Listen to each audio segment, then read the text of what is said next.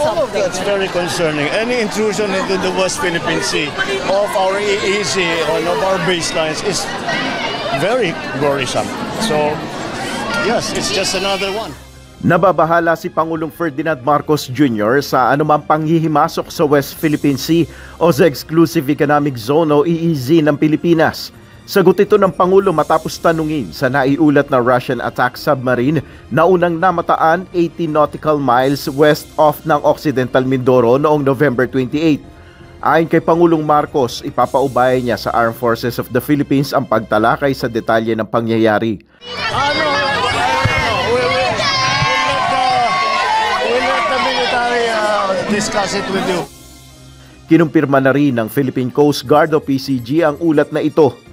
We would just like to confirm ang report ng Philippine Navy that there is a presence of a Russian submarine na monitor tayo dito sa may gawin ng Occidental Mindoro.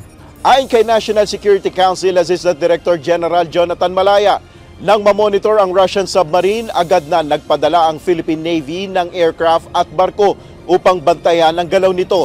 At nagkaroon din anya dito ng radio challenge. Kaya nga naman ay nagpadala tayo ng mga assets dito. At nagkaroon tayo, partner, ng radio challenge. No? We challenged the attack submarine kung ano ang ginagawa niya sa ating exclusive economic zone. At sumagot ito. No?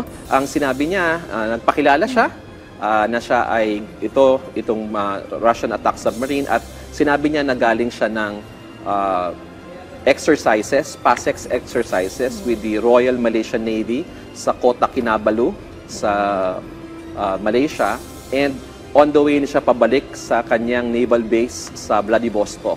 No? Okay. At sinabi niya na inaantay lang niya na gumanda yung panahon. Kaya siya nag-surface.